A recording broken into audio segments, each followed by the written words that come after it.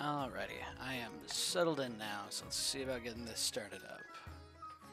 Dasso Nightstone.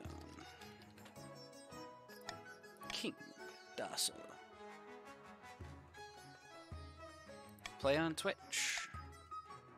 Hey, how's it going? How are you, everybody? Alright, what factions are we feeling like? I see I got 3 people, so I guess let's go ahead and get 3 factions real quick. You guys just want to rattle them off?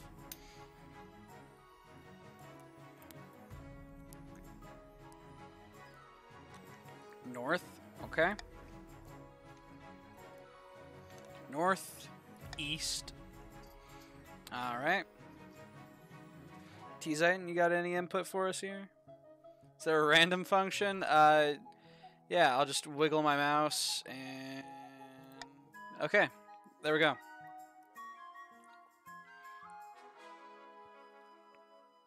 I guess I have my cursor hidden so you all couldn't see, but I was wiggling my cursor back and forth and I just kind of clicked. Guess I was patricians once.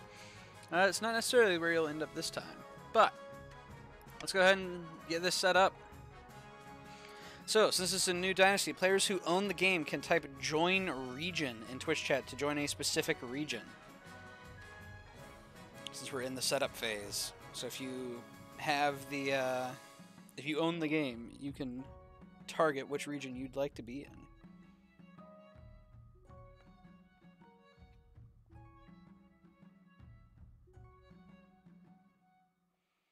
So we've got Katori Blueberry and the Counts of the East.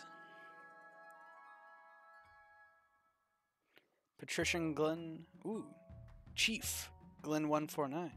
Patrician Just a Casual Businessman. How's it going? Wanting to buy the game specifically to meme and have my dude look like how I wanna? Fair. I know the game tends to go on sale during most, like, Steam sales. Like seasonal ones. Money. Fair, businessman.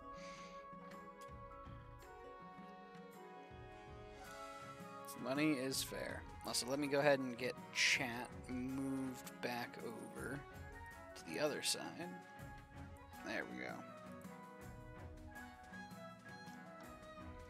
I moved y'all over to the right because of the pops I had set up last night. Alrighty. Well, we've got 3, so we're gonna go ahead and begin.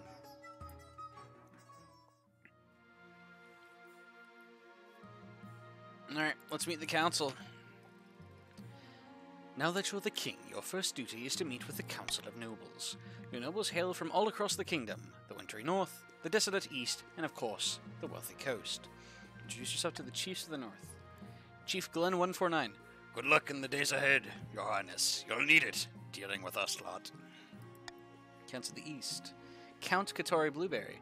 An honor to finally make your acquaintance, your majesty. May you escape the doom that befell your predecessor. And finally, introduce ourselves to the patricians of the coast. Lord Patrician, just a casual businessman. A pleasure, your esteemed highness. I hope to see our kingdom prosper and grow wealthy under your reign. With that, introductions are done. The council hall immediately fills with raised voices as the nobles argue with each other and demand your favor. You sigh and sit back. Is this what the council is like? No wonder your father told you to avoid the throne at all costs. Alright, coronation time. Your Majesty, I've scheduled your coronation to take place in a week's time. Why the hurry? To delay any longer would make the nobles restless. And when nobles get restless, they take their daggers and look for the nearest back. We wouldn't want that, I suppose. As is tradition, the council will decide what happens at your coronation. Let's get this over with, then. Shall we call the nobles in? Alright, so we can either host a lavish parade with jugglers and fountains of wine, proceed with a religious ceremony that honors the ninth god, throw the king to the river, or outdated traditions. There's no need for a coronation at all. We got all kinds of options I haven't seen. Alright, go ham. Let's see where we end up.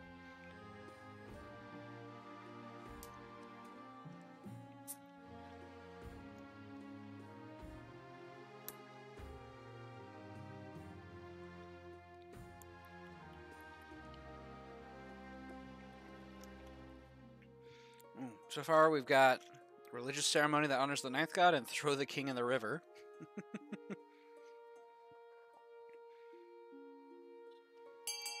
Alright. The Count's lurking ominously over in the east, not letting their wills be known. Let's see here. We'll do a religious ceremony that honors the ninth god. Why not? In the hallowed halls of St. Bertrand's Cathedral, the Archbishop places the crown upon your head before launching into a sermon. And that is why Dasso is the king, ordained by divine right, chosen by the ninth god, and elevated above all. If the assembled nobles were plotting against you, perhaps the threat of eternal damnation has given them second thought. Probably not. Alright, path to victory. Your Majesty, when you die, how do you hope the kingdom will remember you? Good question, Spy Master. Let's see here.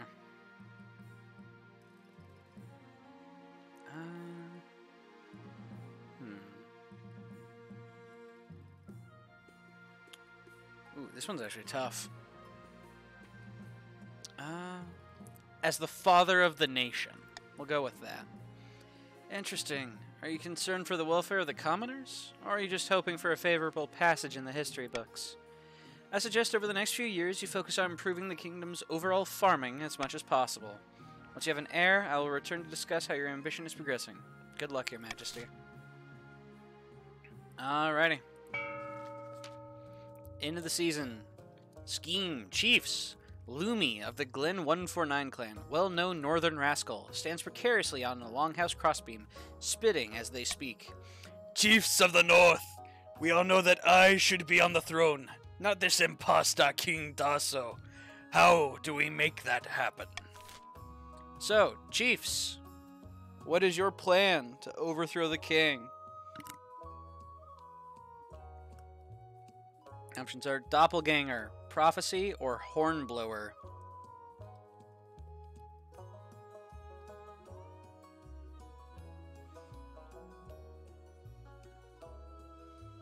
If you do not pick, one will be assigned to you, Chief Glen 149. Alright, Prophecy, raise authority. I don't know which faction I am. I believe you are Counts. Alrighty. Stats. Here we are. The chiefs plan to realize an ancient northern prophecy. Before the new monarch rises, the kingdom will be ruled by a mad tyrant. To advance their scheme, the chiefs must raise authority to 5 or more in 2 seasons. Polish man stats, what the fuck? Marcella of the Polishman dynasty, eccentric Eastern elder, leans delicately on a podium, whispering carefully. My fellow counts, in ancient times the East was its own proud kingdom. We can bring back those days of glory, but not while the false King Dasso wears the crown. Alright, counts. What is your plan? You can either lower stability, lower own faith, or lower own defiance. Subterfuge, ascension, or possession.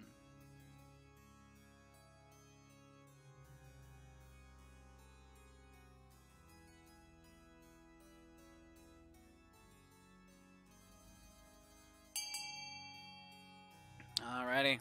Subterfuge. Lower stability.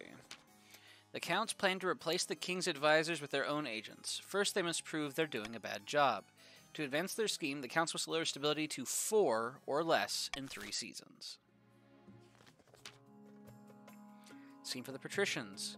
Quinta of the T. Zeiton family, notorious former pirate, scribbles with a well-used quill on a hardwood desk, muttering in frustration.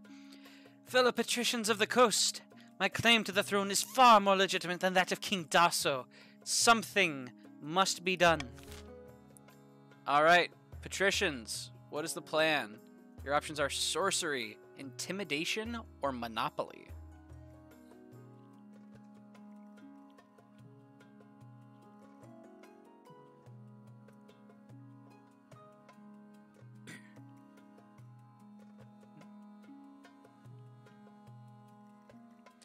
Alright. Monopoly. Raise own trade.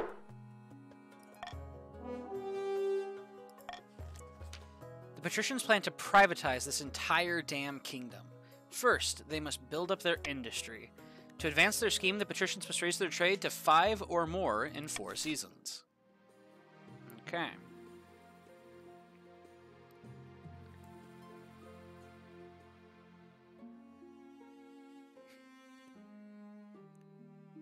Long lost nibbling? Huh? That's a new one. Alright, and then we got ambitious vassal Marcella and then distant cousin Quinta. Alright, laws of the land. Stop the count, swing votes, or reverse voting. I can cause all kinds of funniness. Alrighty. We'll start with the Honor Guard. As is tradition, each region offers a selection of elite guards, the chiefs with their most famous warrior heroes, counts with the knights of the Order of the Drowned Rose, and the patricians offer their greatest gladiators, champions of the arena. Think carefully, Your Majesty. These guards' loyalties will be divided between you and their region. Of course, you could just hire foreign mercenaries. They'd be loyal to coin above all. Us counts us? I'm pretty sure I picked counts for one. I know I've never picked the Chiefs Northern Warriors. Also, Oily Boys. I can't deny, the Oily Boys were funny. Having your greased up gladiators behind my throne. Counts for the win.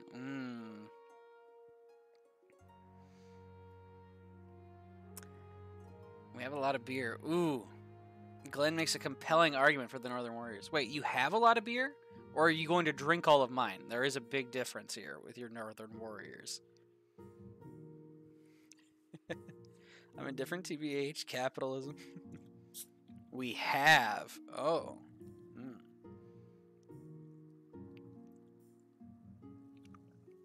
Count S.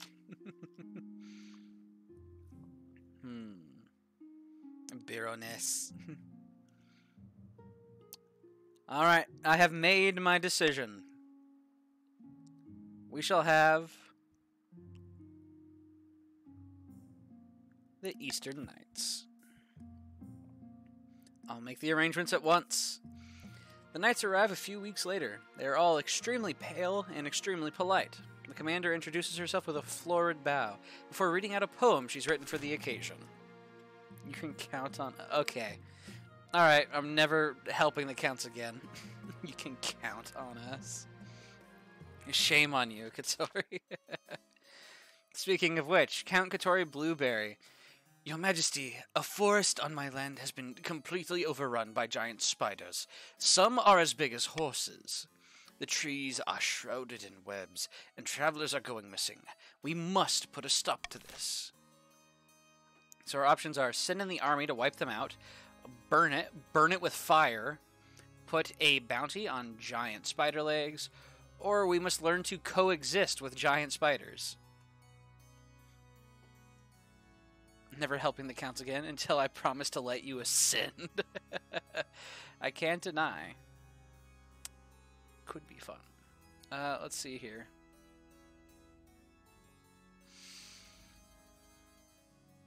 You know what? Have at it. I was debating, but have at it.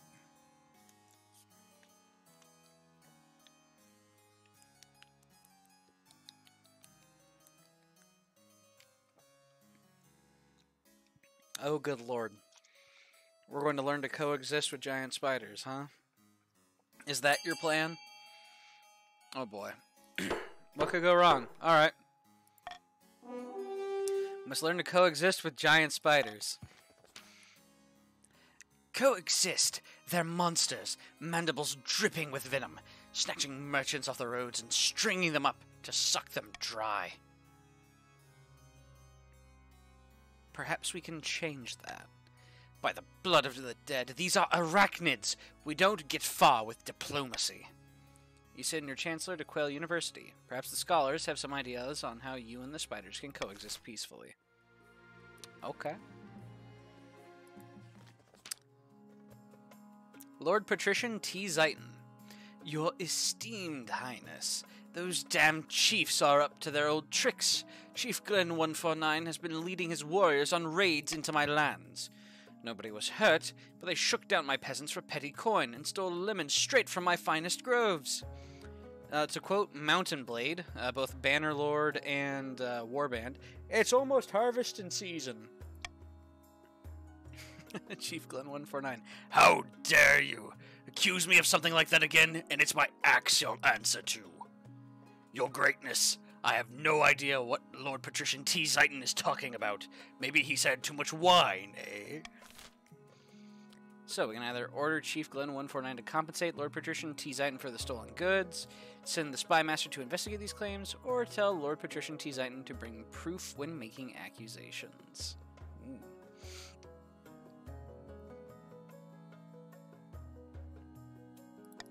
Alright, have at it. Glenn is spewing lies. Sorry I have a split personality. Memes.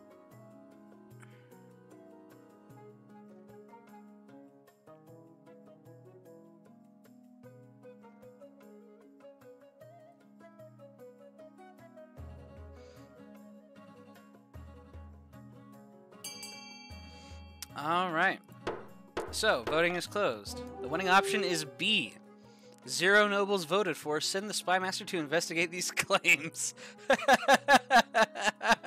Yeah, reverse voting was on.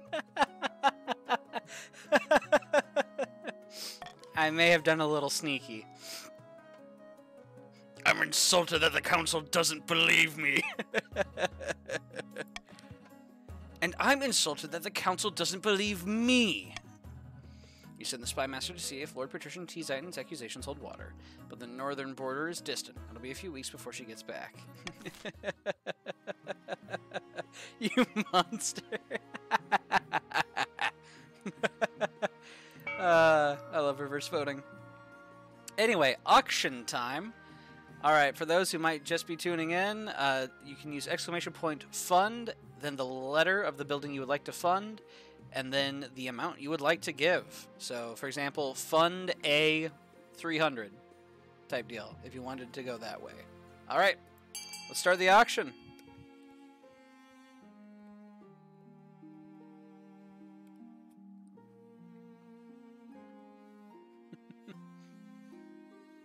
Alright, so far we've got C at 169, E coming in at 200,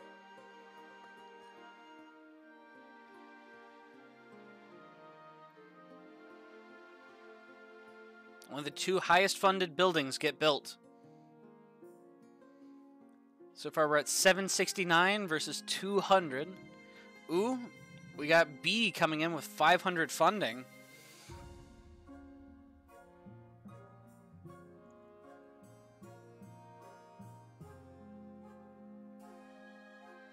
$1,069 for C. Oh, it's gonna be close.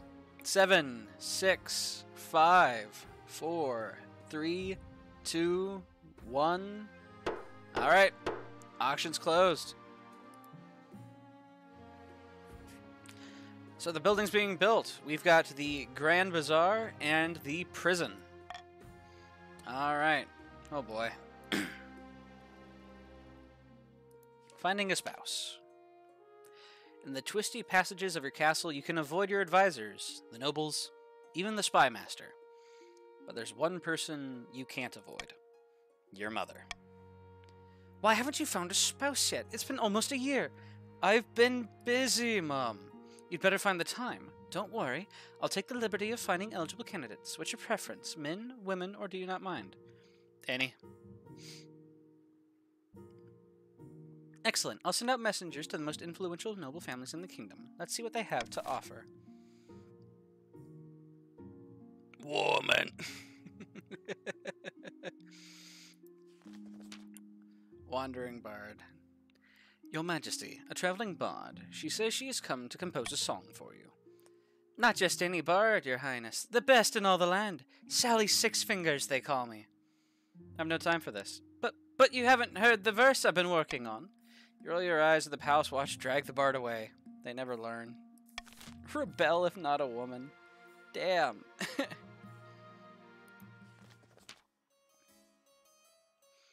Alright. Scholar from Quail University. Greetings, your majesty. I am the arachnologist you sent for. Having spider problems, Giant spiders, to be precise. Tyrachnus magnum, colloquially known as giant spider, or gigantula, a fascinating specimen and with many practical uses. You can raise them as livestock and milk them for their potent venom, or you can harvest their silk, which makes for fine sails and formidable armor. Last but not least, you could train them from birth to be ridden as mighty steeds. Yo, we can get fucking spider cavalry? Who could resist a cavalry regiment that comes riding into battle atop these almighty arachnids? Possibilities are endless, but first you need to get a hold of some eggs. No easy task, I'm afraid. So we can either hire some adventurers for the task, send in soldiers to kill the spiders and take their eggs, lure the spiders from their nest with an offering, or leave the spiders alone. And we're not going to leave the spiders alone. We're going to fuck with them. We're going to try and get some eggs. How are we doing it, though? Vampire cult having spider steeds is on brand. Fair.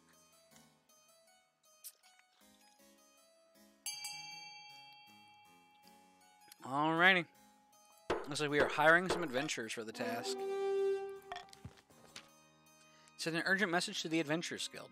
The next day, a band of scarred ruffians with impractical weapons appear before the council to hear your proposal. Adventurer. Giant spiders, is it? No problem. I'll swing back to headquarters and pick up some antidotes and a bug-smashing hammer. Actually, we just need you to steal their eggs. Steal their eggs? Weird, but I guess the customer's always right. The adventurers return a few weeks later, their wagon groaning under a glistening heap of spider eggs. You order them sent to a nearby farm to be hatched and raised as livestock. Hopefully, Eastern farmers are up to the task. Oh boy! Alright, interpreting the prophecy. Far to the north, where snow blankets the landscape and wolves howl in the night, the chiefs uncover an ancient prophecy foretelling the rise of a tyrant king and the warrior who will overthrow him. A congregation of God speakers huddle around the tablets detailing the supposedly ancient story, whispering excitedly. Praise Morgana! The tablets are genuine! Then the gods are good, and we are blessed! Lumi will be our monarch! All hail the Lord Render! Cheers circle the clan hall. A mug of ale is tipped over Lumi's head. The influence of the old gods is spreading. We must ensure we can keep the old ways of the North alive, and surely Morgana will bless us with the power to crown Lumi. For the next stage of the chief's scheme, they must lower their faith to 4 or less in 4 seasons. God damn. Okay.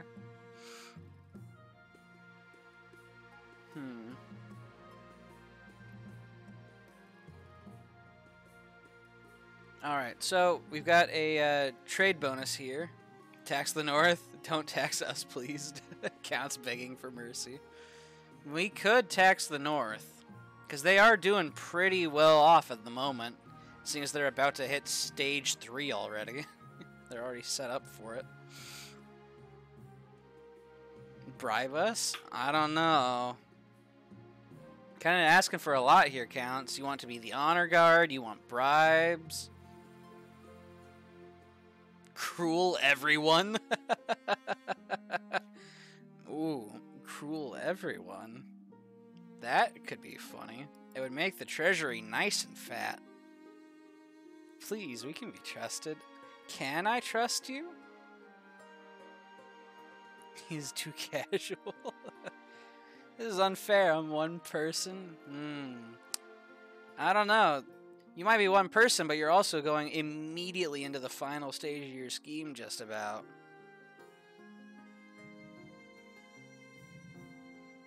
Also, yeah, the trade bonus. The patricians make 500 wealth selling snake oil that they claim cures scrofula.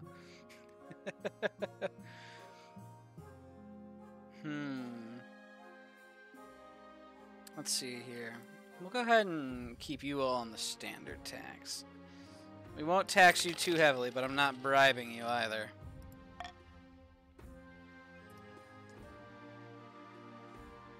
Alright, eligible options.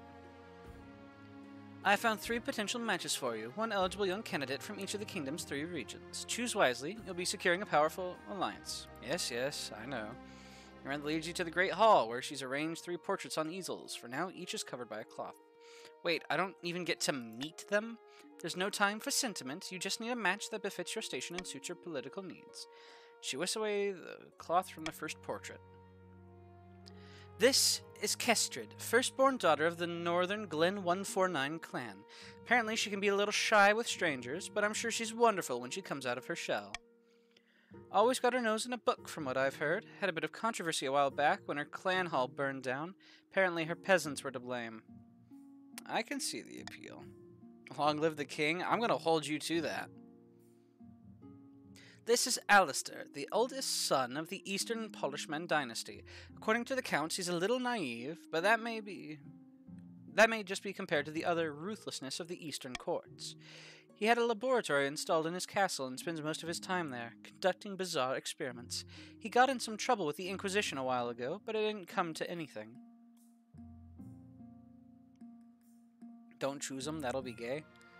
I mean, we had the lesbian barbarian queen.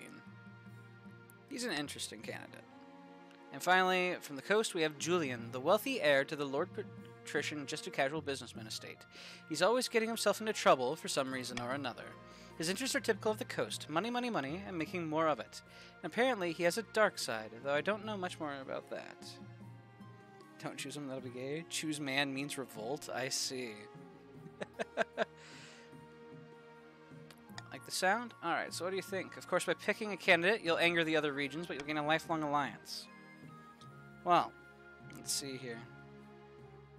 Choose the chiefs. We do need to lower chief defiance a little bit. That is something that needs to happen.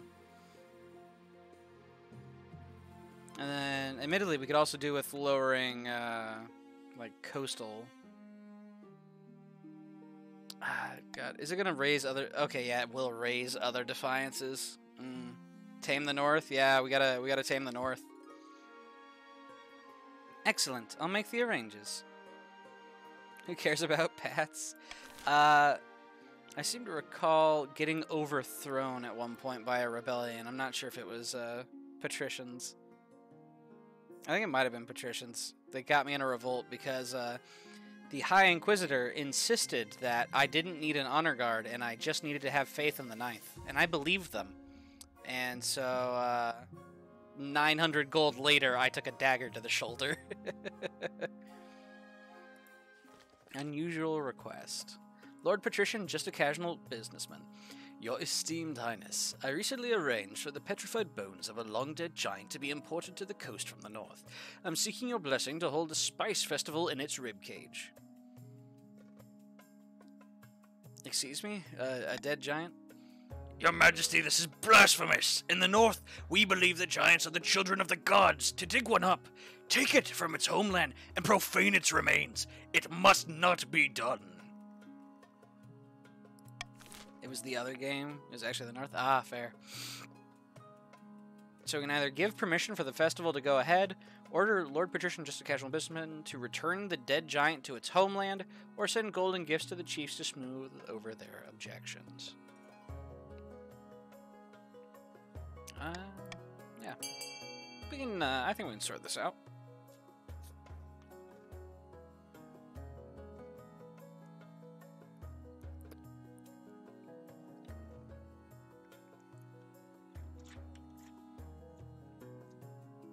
Alright.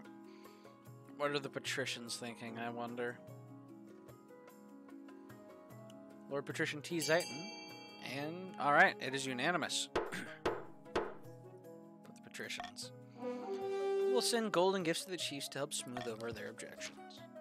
We send shiny baubles to all the chiefs who matter.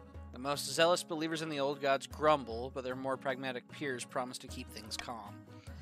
The Spice Festival, meanwhile, is a raving success, attracting visitors from across the kingdom to sample cardamom and saffron beneath the bones of an ancient behemoth.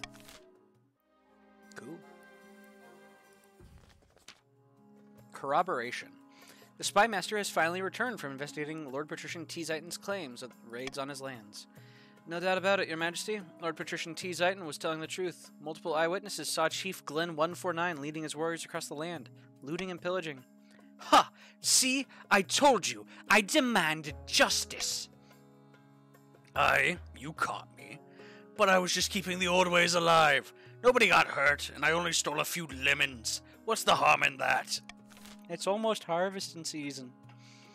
Alright, so we can either arrest Chief Glenn 149 for theft and assault, order Chief Glenn 149 to pay Lord Patrician back in full, consider the matter settled, no more raiding, station troops along the northern coastal border to stop it from happening again. We're not going to consider it settled. Those were my lemons. He stole 150 wealth worth of lemons. That's a lot of lemons. My split personality again.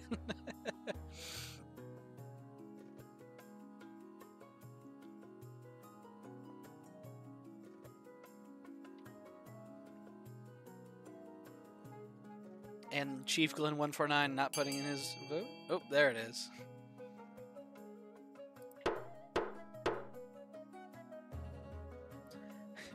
I'm a fucking lemons. I'm a lemon salesman. Is that how you got your start as a patrician? You started off at a humble lemonade stand? So be it, but the North will always remember the old ways of pillage and conquest. The watch dragged Chief Glenn 149 off to the dungeon. Hopefully that's the end of this messy saga. Defiance is now grumbling, authority is now commanding, stability is now unstable. Lord Patrician T. Zayton, thank you for dealing with that, your esteemed highness.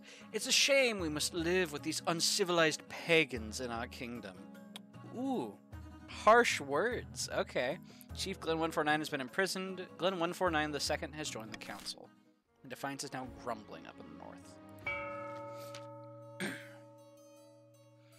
Chaos in the kingdom. Far in the east, Count Polishman is hosting a dinner party in his castle for a few distinguished guests. Count Katori Blueberry. The kingdom's in great jeopardy, and the council is calling for the king's inner circle to resign. Count Polishman. We need to increase the pressure. If the king's in a weak position, he's got no choice but to bow to our demands. No more interfering spy master, no more marshal or chancellor or treasurer. A whole new inner circle made up of counts. For the next stage of their scheme, the counts must lower authority to 4 or less in 3 seasons. Oh boy! Anyway, picking up Monarch's Iron Choice.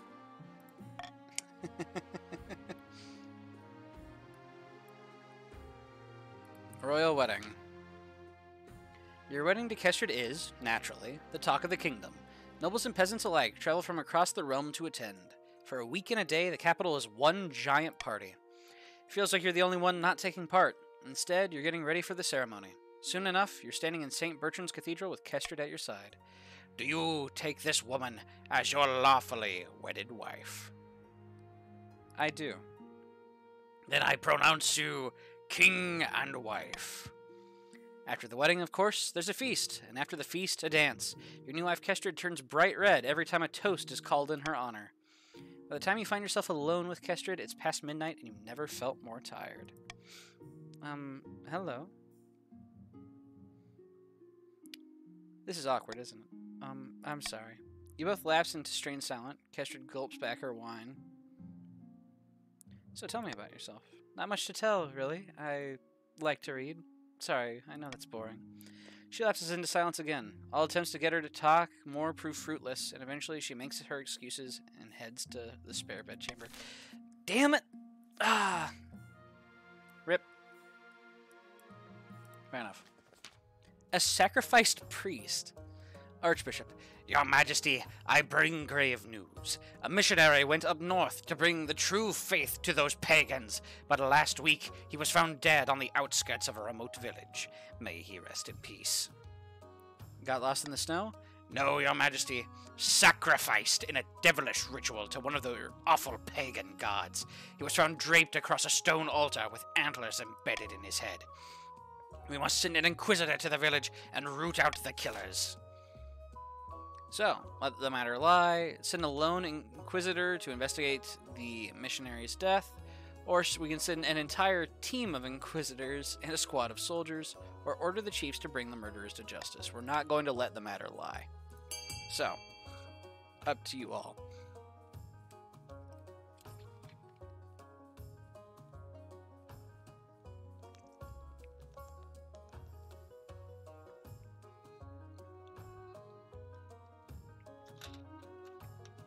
Well, it's looking pretty unanimous.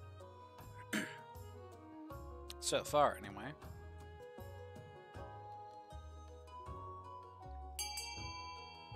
Alrighty. Voting is closed. Send a lone inquisitor to investigate the missionary's death. I will send my best man, Your Majesty. Thank you, High Inquisitor. The High Inquisitor's best man, unfortunately, isn't good enough. He travels up to the remote village and, a few weeks later, is found sacrificed on the village outskirts, draped over the same stone altar. Authorities now commanding, faith can't go lower. The North won't be converting to the worship of the ninth god anytime soon. Yikes. The Archbishop's request. Your Majesty, I wish to speak with you about the situation in the North. Too long have the Northerners been allowed to worship their heathen tree gods, in brazen defiance of the ninth god. Allow me to send some of my best missionaries to the North. It's for the good of the realm. Archbishop, respectfully, I think we know, like, what was happening. I'll have to bring it to council. Of course, Your Majesty. I would expect nothing less. Alright. So, we kind of need to send missionaries to the North, but our stability is really low. We need to try and raise faith in the North. Otherwise, they're going to advance almost immediately into their final stage. However, if this fails, we lose stability. Hopefully our stability doesn't bottom out. It shouldn't lose 4, though. I think the most we can lose is like 2, maybe 3 in a single thing. So we might be teetering, but we shall see. There's no bad side to this. If the kingdom collapses completely before anyone takes over, it'll be rough. This is erasure of our culture. We won't forget this, you rabid pack of tyrants. The mission goes ahead, despite protests from the chiefs. Unfortunately, it's a disaster. The missionary's sanctimonious preaching does not go well in a region still mired in many real problems. Priests are run out of towns, beaten, or even murdered for their efforts. If anything, the mission sees many northern common folk and chiefs alike now cursing the church's name. Oh boy! Establishing monopoly. In a dingy seaside tavern, 2 patricians of the coast meet to plot their latest scheme. Lord Patrician T. Zayton. The coast's economy has never been better. We're making more money than I know what to do with. Lord Patrician, just a casual businessman. Money breeds money. I've made a series of investments to improve our profits even more. But what do we do with all the rest of this gold? Some patricians' wealth has increased. Time to start buying things, of course. Land, roads, bridges. We'll buy up the whole kingdom, piece by piece. But first the king must be in desperate need of our gold. To advance their scheme, the patricians must lower the treasury to 1,500 or less in 2 seasons. Alright, everyone is on stage 2, and I don't have an heir. Oh boy! Uses for spiders. Farmer. Greetings, Your Majesty. I was the fellow tasked with looking after the spider eggs, and I'm pleased to say they've grown up into nice, plump young specimens. Be as house cats, and they're as tame. Wonderful. You successfully domesticated them? Oh, sure. They're like little lambs. I like to tuck them into bed with me and let them scurry all over in the night. Wife complains, but I tell her not to worry. They're harmless if you breathe through your nose. Count Katori Blueberry. I suppose this means we should decide what to actually do with all these damn spiders. So, we can either train them as steeds, milk them for venom, or harvest their silk.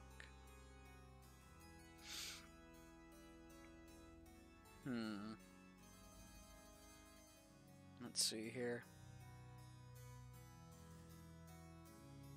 I'm going to put my Monarch's Iron choice on training them as steeds.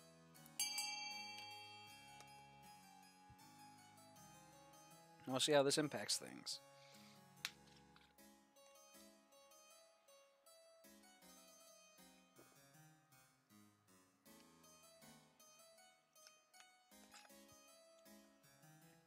10 seconds remaining. Get your votes in. Make thy will known. We got a tie so far. Alright. Voting tied at 2.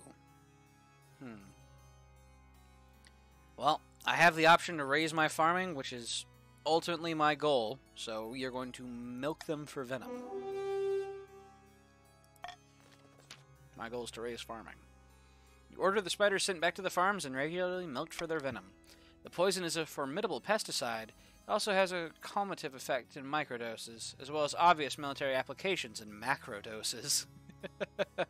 Farming is now rampant. Military is now strong. You order your spymaster to hoard as many bottles as she can. Soon everyone knows the king has unlimited access to a particularly deadly poison, and they're much less likely to criticize you at dinner. Alright. Looting and pillaging. Oh boy. Lord Patrician T. Zayton. Your Serene Highness, help us! Half the coast is on fire! It's true. Chief Glenn 149 II was furious that we imprisoned his father for raiding. Now he's leading a much more violent raid against the coast. Trade is now prosperous in some regions. Stability goes down, and some patricians' wealth has decreased. We must stop him, Your Majesty. The pagans are even looting and burning coastal churches, stripping the gold from the altars. An example must be made. So we can either send the Eastern Army to crush the raiders, send the Coastal Army to fight off the Northerners, burn down Northern temples in retribution, wait for the flames to die down before moving to arrest Chief Glenn 149 II. Yeah, go ham. My lemons! My cabbages!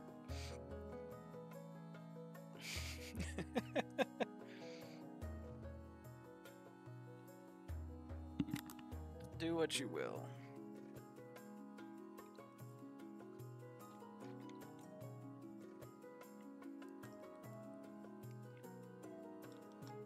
Justice.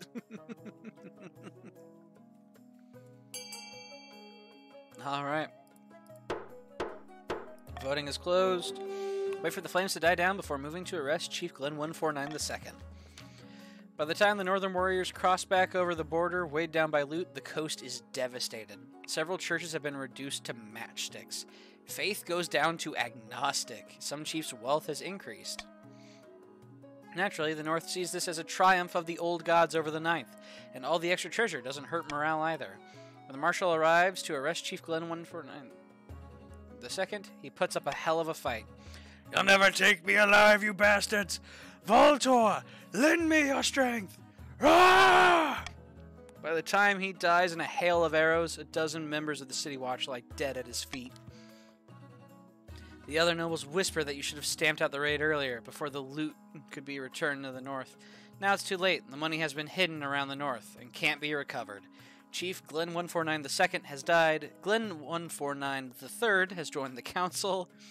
Authority is now commanding. Defiance is now grumbling, and Defiance is now furious. Oh boy.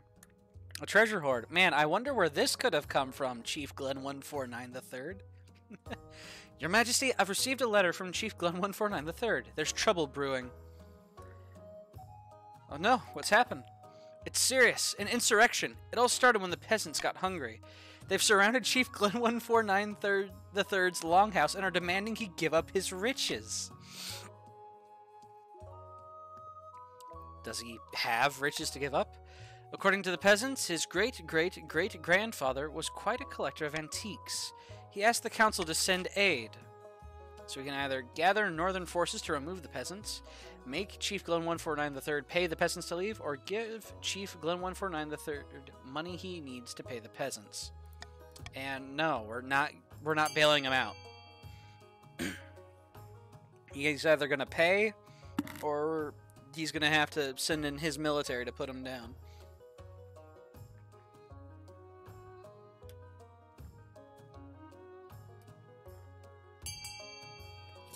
Alrighty, the votes are in. Gather northern forces to remove the peasants. The chiefs gather a band of roaming warriors who quickly descend upon Chief Glen 149 III's longhouse. Stability goes down to 1. Yikes. They quickly scatter the interlopers, who scurry away in terror in the face of real military strength. As for Chief Glen 149 III, his reputed pile of treasure remains untouched. Alright, military challenge succeeded. Defiance is now mutinous. Authority is now imperious. Alright, and now we are back around to bidding season. So, let's just go ahead and get this underway. Start auction. We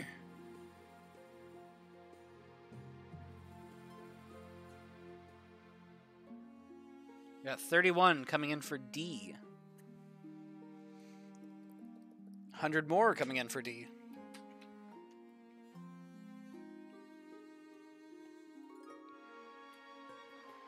$35 seconds remaining.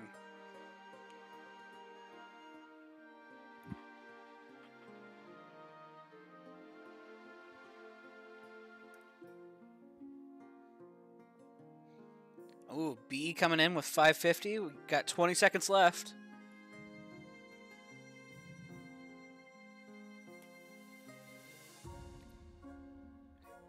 D jumping up 10 seconds. Get those final bids in before time runs out.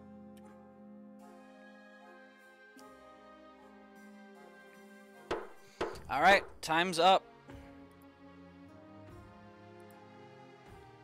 Buildings have been funded. Authority down and authority up. Okay. So authority remains neutral. About your heir. Oh, good lord, please. Your marriage to Kestrid has grown stale. Oh, you get along well enough. You made some good memories together, but there's no spark. She cares more about her stupid books than your happiness. But spark or no spark, you still need an heir. Queen Mother. Congratulations are in order. The royal wedding was a magnificent affair. Felt more like a life sentence than a wedding. Oh, don't be so dramatic. You've done well so far, but something's still missing. An heir. You need someone young, whose loyalty is assured. A child of your own would do the trick, even if they're a bastard, or the youngest of your many cousins. Ah, jeez.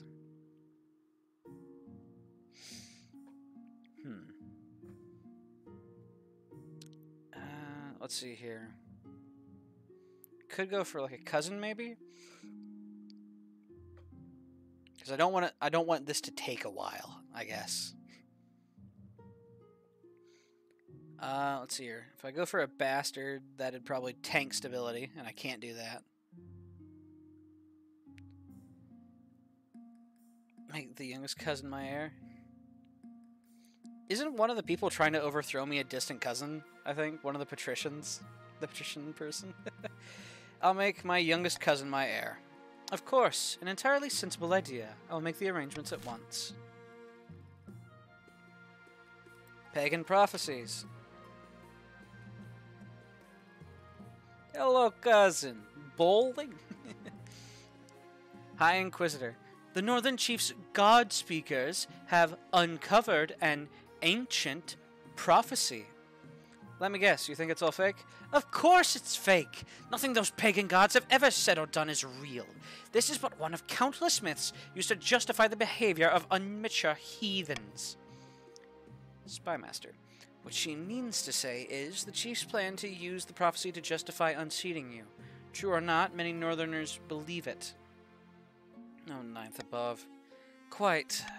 The prophecy tells of an authoritarian king who was overthrown by a northern warrior. The savior of the pagans, known by names such as the Thronebreaker, the Sword of Valtor, or the Lordrender. That's you, by the way. The authoritarian king, not the Lordrender.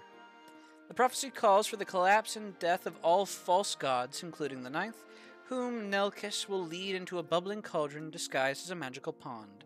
This is sounding very heretical. Worse than heresy, Your Majesty. It's a lie. We must strengthen the church in the north. Besides falsifying their prophecy, it might even save a few misguided northerners. The pagans still blindly worship their old gods, however. If we don't act soon, the kingdom will be lost. So, you see, counts. I know you want to lower my authority, and, you know, you want to do all that. So I'm going to have to put a Monarch's Iron Choice here. We have to delay them by a season. We cannot, like, we can't hold them otherwise. So I'm putting Monarch's Iron Choice on there so it at least balances out. Oh, good lord. Okay, well now I'm almost curious what happens at 0 stability. This might be the shortest game that I have ever played of King in the Castle. Alright, what the hell's gonna happen? Oh boy! Stability is now anarchic. The Archbishop mobilized the priesthood, and emergency sermons are held in churches across the kingdom, warning the faithful to stay vigilant against the pagan lies. Hundreds of priests are sent up north to preach to the local populace, which naturally causes tension in the chiefs. You hope it will be enough. Oh boy! An angry mob. One morning, as you make your way to the council hall, a mob of furious peasants surround your carriage. They pelt the windows with rotten fruit and loudly blame you for everything wrong with the kingdom. Down with the king! Sit tight and wait for your soldiers to sort it out. The soldiers have difficulties, however. Ah! Protect the king! Protect the... His words are cut off as he is dragged from his horse and beaten into a fine paste. The growing mob surrounds your stagecoach and begins rocking it back and forth. Eastern Night. Your Majesty, make a break for it before they tip the carriage over. We'll stay here and hold them off. The knights raise their shields and form a ring around you, sheltering you as you scuttle for safety. Stones rain down upon you like hail, and you make it to the palace unharmed. Call a council meeting. Count Katori Blueberry. This is an outrage, Your Highness. First riots and looting in the capital, and now attacks upon your royal person. Marshal. Our realm is on the verge of collapse. People are afraid. The rules of law have broken down. The peasants are demanding higher wages and more rights. Count Katori Blueberry. Yes, but we obviously can't allow that. So what do we do? So we're going to either declare martial law, round up all the rioters and hang them, or let's give them everything they want.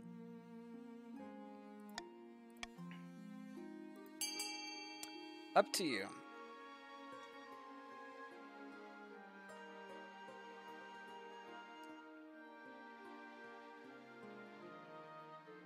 Not giving the peasants what they want. They can pry it from my cold, dead hands, and even then it will be difficult, for I will have glued it to my cold, dead hands.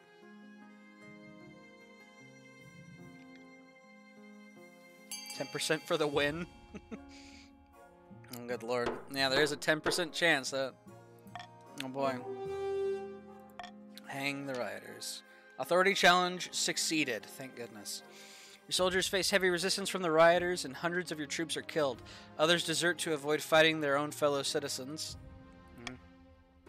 But the result is inevitable. Hundreds of peasant corpses hanging from gibbets, left to rot along the King's Road as a dire warning. The riots die down, the common folk are terrified. There are fewer peasants to work the fields. Ouch. Alright. Jesus Christ. Valtor's chosen. Far to the north, an ancient ceremony in a smoky clan hall reaches a fever pitch. Lumi, the chief's claimant, sits atop a throne of bones surrounded by god speakers chanting in a forgotten tongue. And thus, with Morgana as my witness, I hereby crown you the monarch in the north, the Lord Rinder, soon to be monarch of all the kingdom. Glory to the Lord Rinder, chosen of Valtor. Glory to Morgana and the north.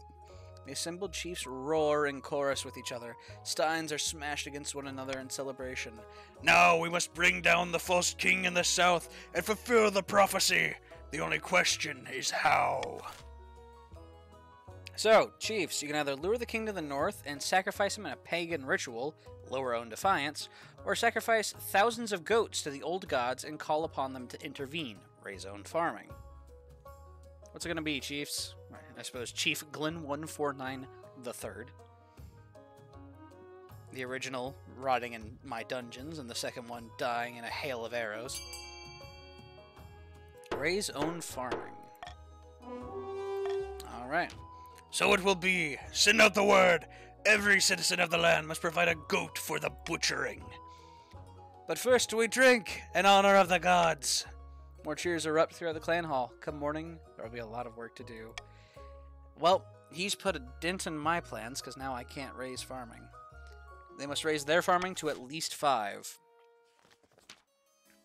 An insidious plot. In the darkest depths of an eastern fortress, Count Polishman has gathered his fellow plotters around a mossy stone obelisk. The council demanded a shake-up, but the king resisted all calls to replace his advisor. A great shame. There's little we can do while the king's position is so powerful. The count's aim is to lower authority to 4 or less. At the villa. Sitting on a beach outside a sun-bleached villa, 2 patricians of the coast meet to plot their latest scheme. The thrice-cursed king is still refusing to sell us any public land. It makes sense. The treasury's not exactly suffering right now. Patience, my friend. Let's bide our time until the king's gold runs out. The patricians aim to lower the treasury to 1,500 or less. Speaking of trade, we got the trade bonus coming in. The patricians strike a lucrative trade deal with Sale, worth 500 wealth. Other nobles gain 200 wealth.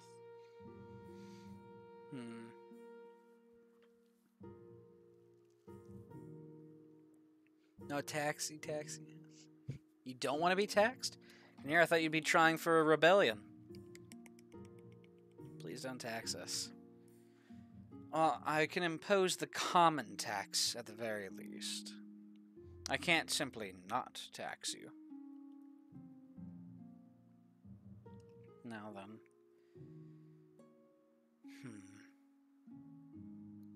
Tax the coast, they have the most money in the game. This is true. The coast is quite wealthy.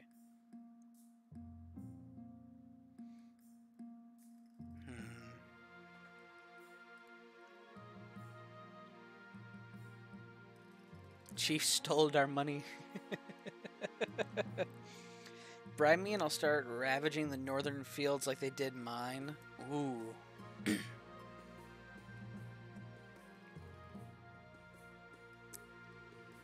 The real question, though, is, T-Ziton, do you have the military strength to beat the North?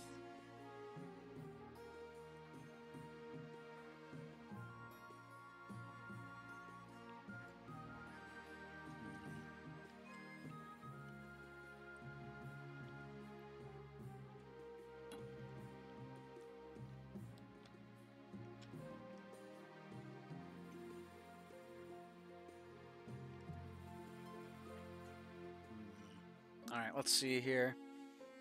Well, I suppose the patricians have been making quite the killing recently. They're super decent dirt-eating pigs. Let's see here. As for the counts, we are very poor counts, please. Long live the king, as you once said.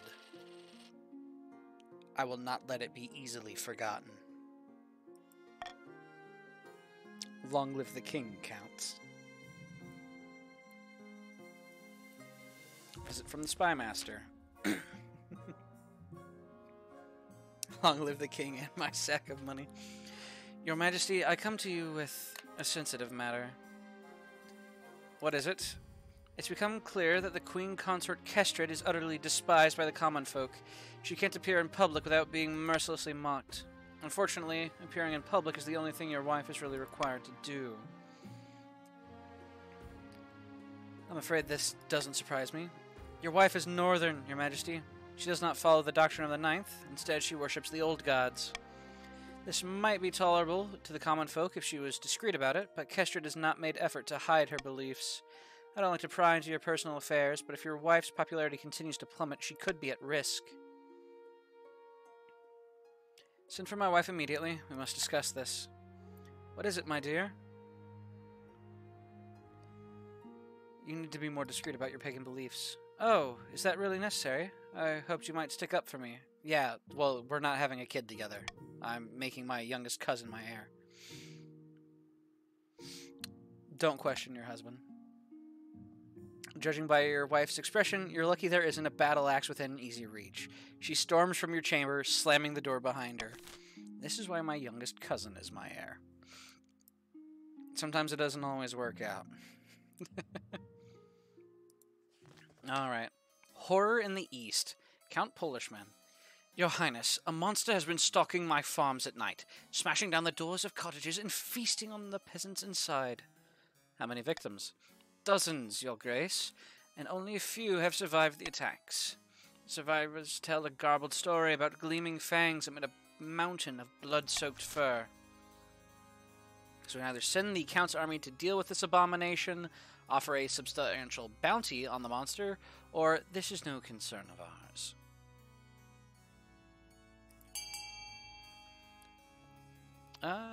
Let's just go ahead and let the vote go. Hey, how's it going, Rumor?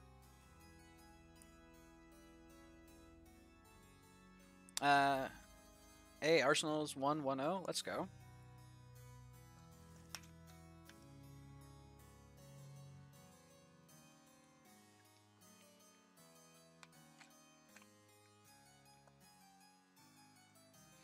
Alright.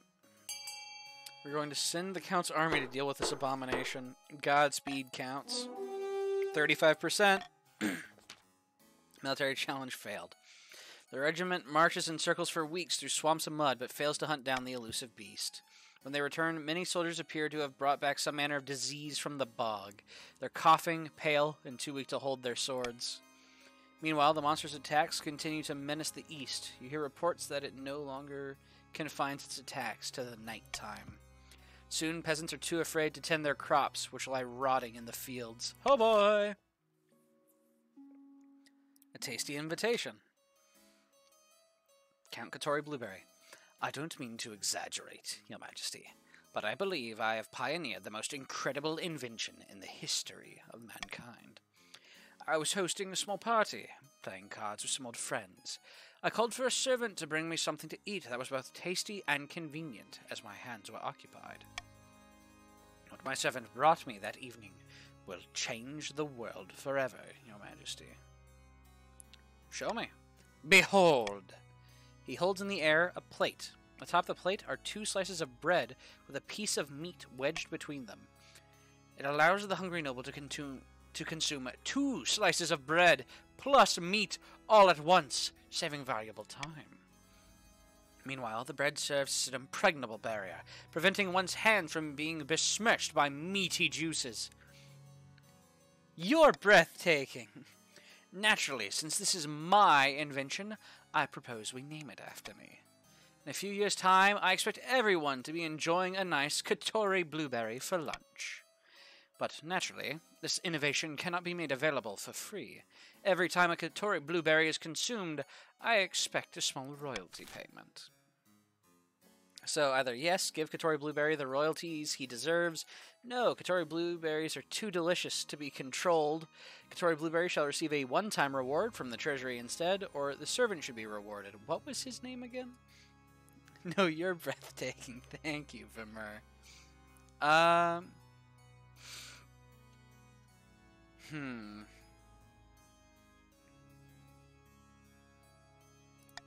Alright, I gotta veto that. Let's see it. What's it gonna be, my nobles?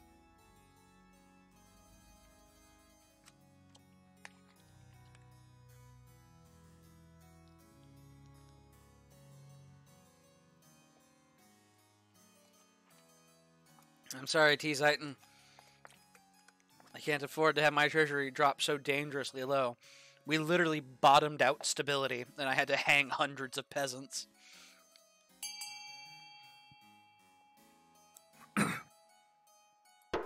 Alright, voting tied at 2.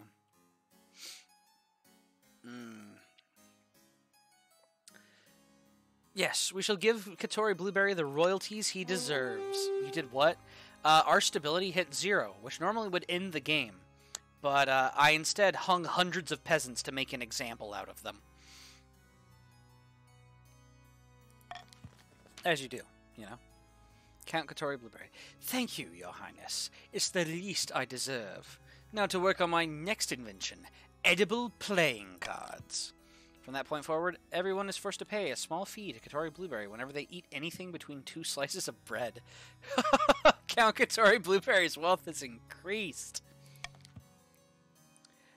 Other counts are granted an exemption from paying this toll, but chiefs and patricians are forced to cough up. Ooh. Consequently, despite the deliciousness and convenience of eating Katori Blueberries, it never really catches on. Bakeries go bust across the east. Trade is now struggling. Fair enough. Stop the count. Call for unity. Go ahead and pick that up instead of reverse voting. Wow, don't Texas. Panic in the council. Oh boy. Lord Patrician, just a casual businessman. Your Serene Highness, I bring bad news from the coast. We are receiving reports of... Count Poldershman. I am sure your news can wait. I bring urgent tidings from the east that demand the king's attention at once. Wait your turn, you ignorant adult. Chief Glen 149 III. Why don't you settle your quarrel outside? Meanwhile, I have news from the north that really is urgent. Gods, you're all giving me a headache. The industries of the coast are in grave danger. The workers are striking. They demand fewer hours and higher pay. Is that all? By Zinya's ashes, the eastern courts are corrupt, your majesty. Judges are letting off the vilest criminals in return for the slightest bit of coin. My news is worse still. The north is increasingly lawless, your highness. Some chiefs have taken advantage, declaring themselves independent of your rule. All these problems have arisen because the kingdom is increasingly unstable, your majesty. Something must be done. Agreed. Make sure these issues are dealt with. Nah, what do you suggest? Unfortunately, we lack the resources to tackle all of these problems at once. We must vote on which matter to prioritize.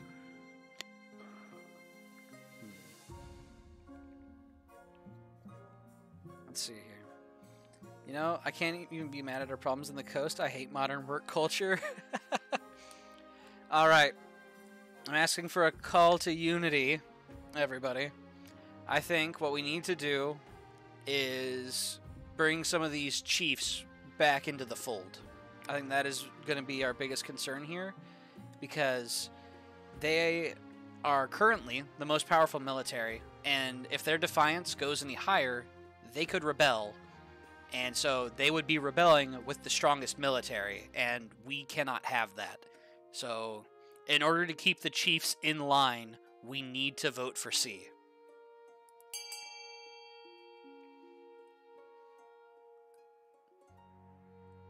Because if we let Chief Defiance go any higher, they'll be able to rebel, and they currently are greater on their own than the rest of our military combined. So we need to go for C to keep their Defiance manageable.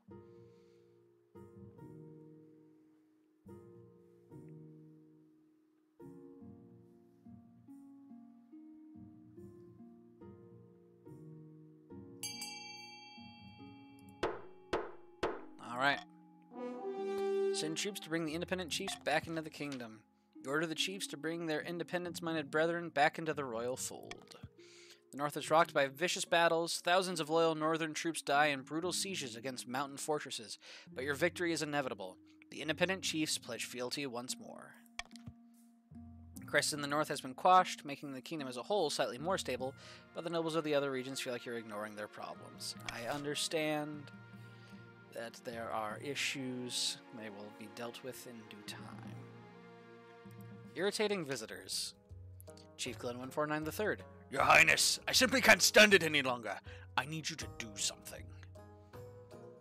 Who peed in your porridge this morning? I have filthy peasants scrabbling all over my newly built monument, digging up the foundations, looking for secret messages. They've heard legends of buried treasure beneath the site. Total nonsense, of course. I need you to keep these greedy treasure grubbers off my land. Treasure. Actually, these rumors might not be nonsense. After conquering the north, King Arald the Great is said to have buried a huge stash of stolen loot, spoils of war, in the area.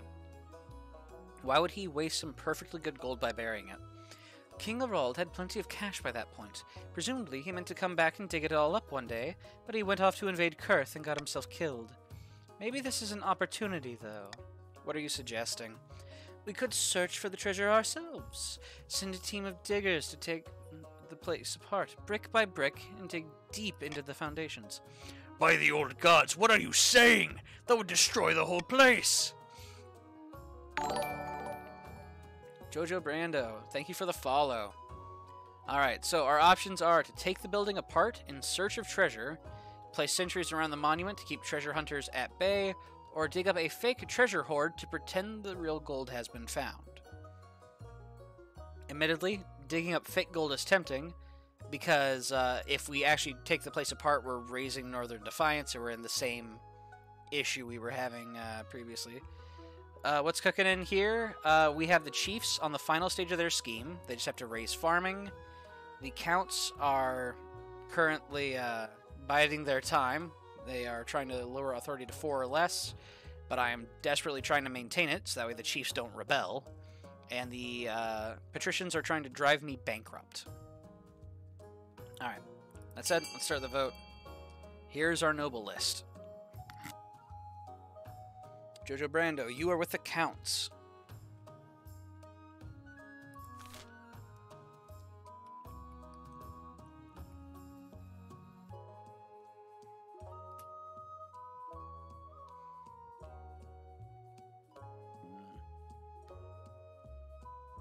How do the counts have 3? Poor Glenn. Admittedly, Glenn has all the voting power for the Chiefs. You know, he's got 100% of the vote power for the faction. Alright, voting is tied at 2. Jeez. We're gonna place sentries out there. If I lower my authority and raise Defiance, Chiefs rebel. Like, that's simply how it is. They would have gone up to, like, 8 Defiance, and I would have gone down to 7 authority, and they could rebel.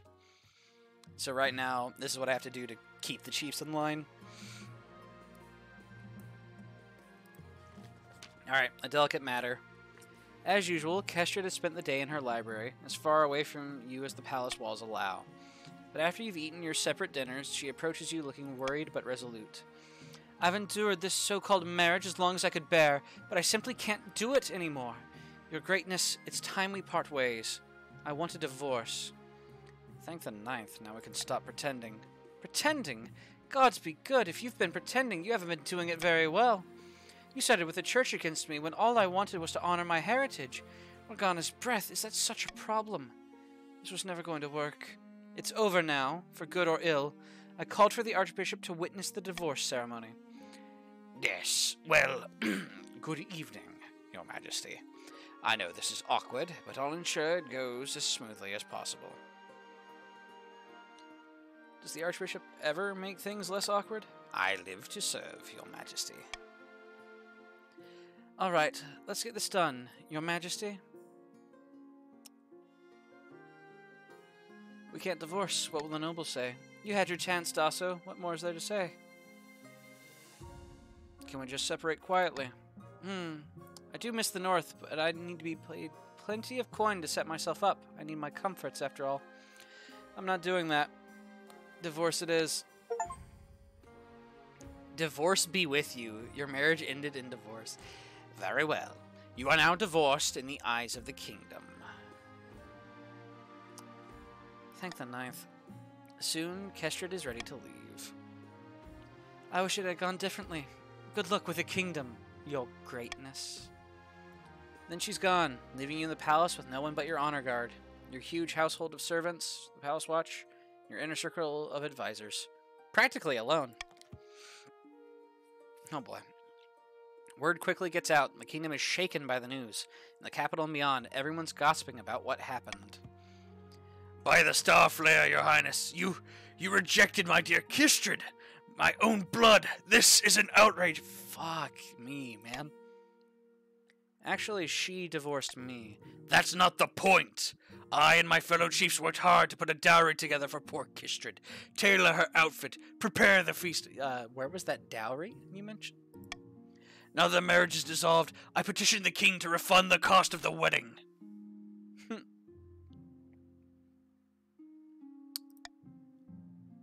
fuck it.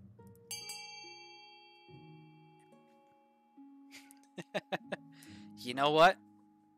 Counts, my loyal counts, and my patricians, prepare yourselves. It seems we're doing this again.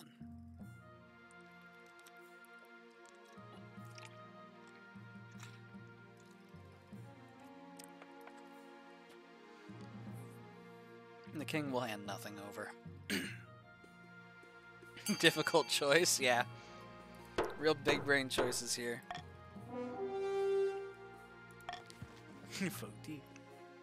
Gods be good.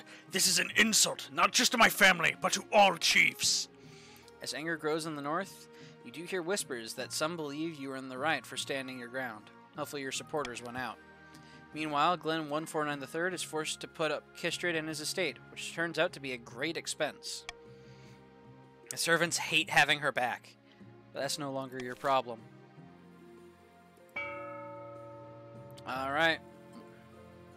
Warning, the monarch currently has no heir. Yeah, I'm looking for a cousin. We've been a little busy, though. Alright, defiance is too high. One or more regions is considering rebellion. Oh boy. Alright. Alright, cool. Your heir. Your quest for an heir is finally complete. You stand before the council holding a small child in your arms. Should I die, I ask that my crown be passed down to... The council hall is filled with nervous silence. My cousin and adopted son. The assembled nobles break out into polite applause. By designating an heir, you've cemented the stability of your kingdom. Count Jojo Brando. Your Majesty, may I be the first to congratulate you on adopting an heir.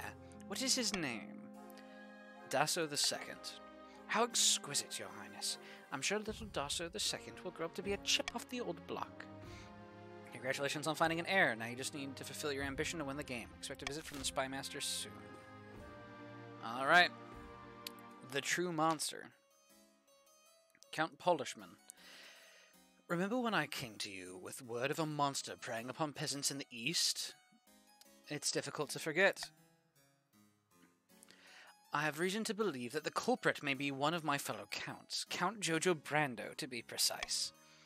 The peasants believe that Count Jojo Brando transforms into a colossal, bloodthirsty beast once every 7 nights. Why do you trust the word of peasants? You can learn a lot from peasants, if you care to listen. What should I do? Pray, do not call a public vote on the matter. It would embarrass Count Jojo Brando greatly, for no good reason.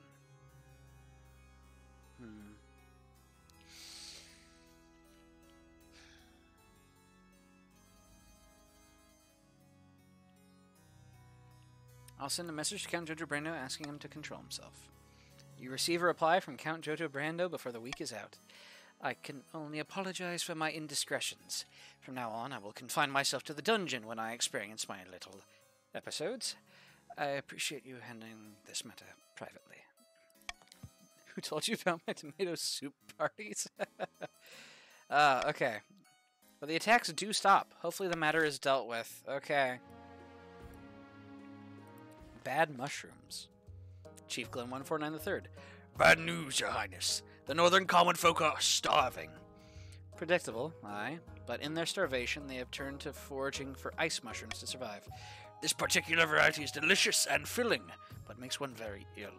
After a brief recovery, all seems well. I don't like where this is going. The next morning, the unfortunate soul rises from their bed in a fugue state, wandering the streets as though touched by a demon. Then they drop dead. This mushroom is so dangerous that my servants are calling it the Six Gods' Bane. Spymaster, it sounds rather useful. Oh, well, I couldn't comment on that. If we can't get more food in the north, we should at least tell the peasants what the Six Gods' Bane looks like. So, we can either pay the chiefs to harvest mushrooms for the Spymaster, the other nobles must send aid to the north, or ensure the people know how to recognize the Six Gods' Bane.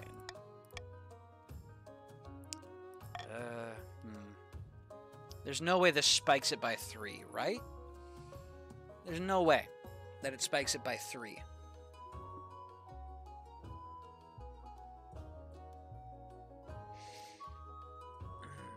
I don't like it.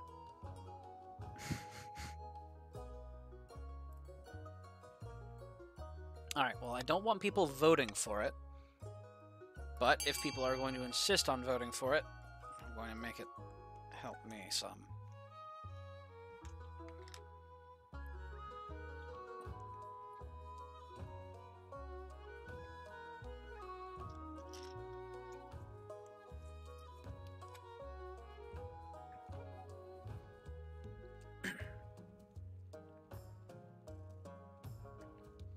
Alright, cool. So we're going to go for a C vote. That sounds good to me. I like that. Coin flip. You have a bard composing catchy slogan warning about the Six Gods' Bane, which is soon hummed throughout the kingdom. If you see a mushroom glisten, your life depends on if you listen. If it's wet without the rain, your final meal's the Six Gods' Bane. Catchy tune works a charm, and the common folk soon learn which mushrooms to avoid. Oh boy! The new trend of fungus farming springs up across the north. Farming is now at 4, but it's not at 5. Holy shit. Okay. So, we just have to not let A get in. So if we can put at least 501 gold on 2 other options, we're okay. We just need 501 gold on 2 other options, or else the Chiefs win.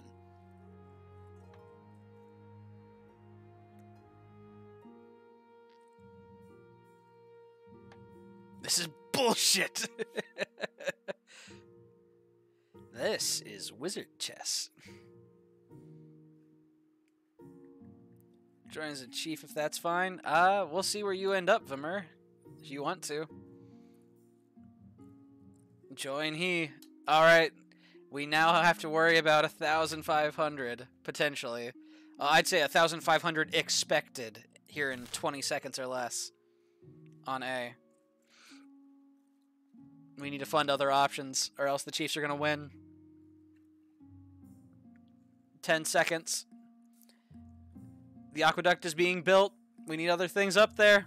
Chiefs are going to win the game.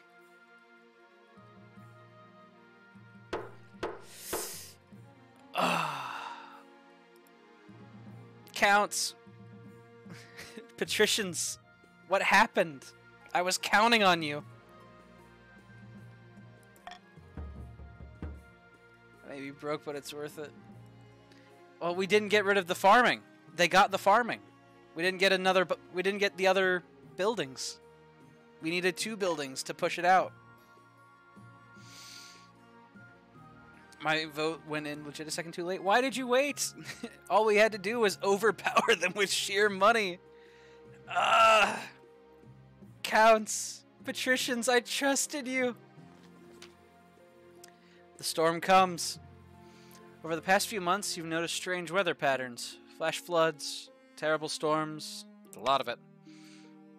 Even though it's only autumn, the cold has come on earlier and stronger than ever before. Snow blankets landscapes that are typically warm year-round. The capital has never seen a storm like this, even in the depths of winter. Strangling my cat, that's how it goes. Brr.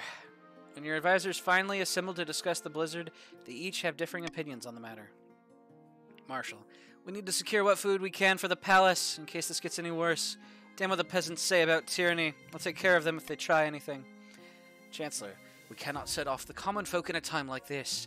Perhaps the spymaster could leverage her contacts to uncover the source of this unnatural cold. Archbishop, this is an act of God. Make no mistake. I warned you there would be consequences for letting the church's influence wane. The warmth of his love has left us. I need solutions and plans, people, not speculation.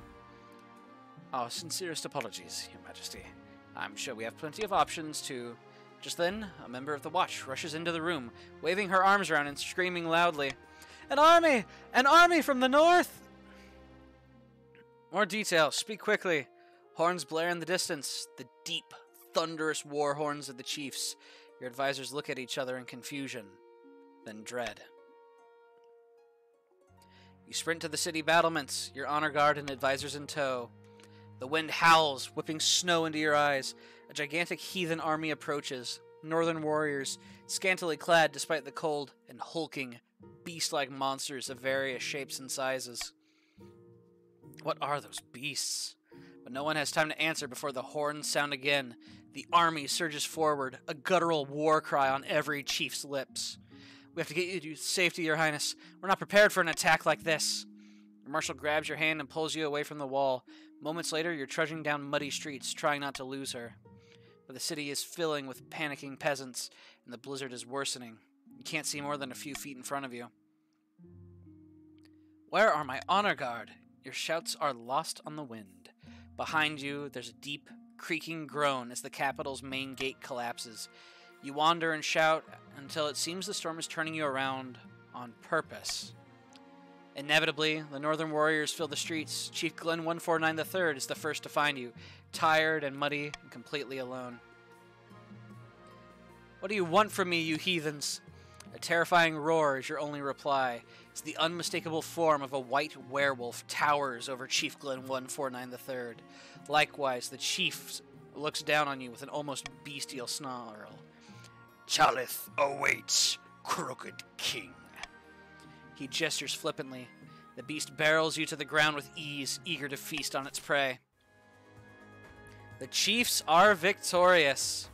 King Dasso died in agony, torn apart by a werewolf in a calamity that would become known as the Night of Frost. The Count's attempt to replace the king's advisors never panned out. One night, Count Polishman awoke to find a smiling spymaster holding a knife to his throat and kindly asking him to desist. The patricians' attempts to buy the kingdom ended in failure. Bankruptcies were filed, marks were scratched in secret ledgers. The risk-reward calculus wasn't favorable. Perhaps next time. The capital was buried in snow as Lumi, the Lordrender, led their army of monsters to slaughter their enemies and seize the throne for the chiefs. The power of the old gods could never be denied again. Alright, in-game ledger. King Dasso the Devoured. Ruled for 2 years and 6 months. Spouse, none. And successor is Monarch Lumi. For nobles, our poorest noble is Chief Glenn 149 III, and our wealthiest noble is Count Katori Blueberry with 2,400 gold that he could have used to overpower them. It's fine. Alright, so, there we go. These are the kingdom stats. 6 authority, 6 stability, 1550 treasury, and a whole variety there on the side.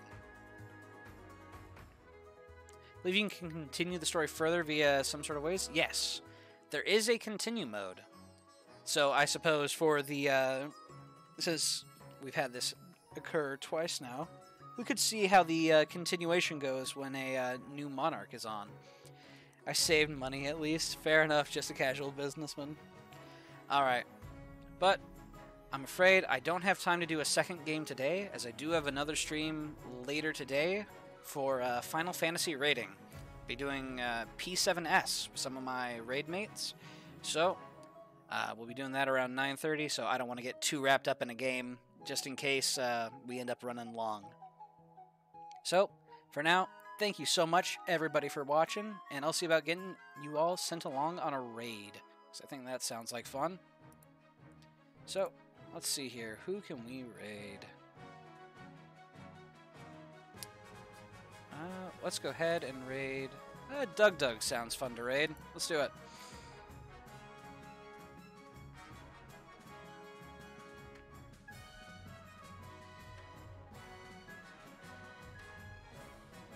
Alrighty. Be sure to give him a big hey-o.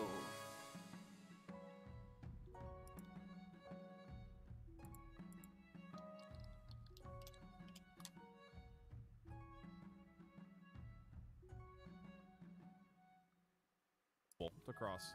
Doug, for the Rosa streamer challenge should be eat a pine cone pog. I don't know if that's safe. Tulin is food. The map is a rune. Yeah, technically, kind of. You're right that the map is a rune, kind of. So if we come from the south, it's actually doable. Maybe it is worth trying from the south. And then if that doesn't work, it's probably over. Let me see if it's doable with Tulin.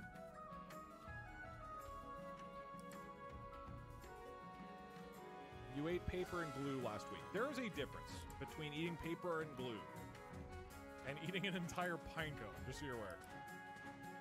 Alright, if I re-enable Tulin...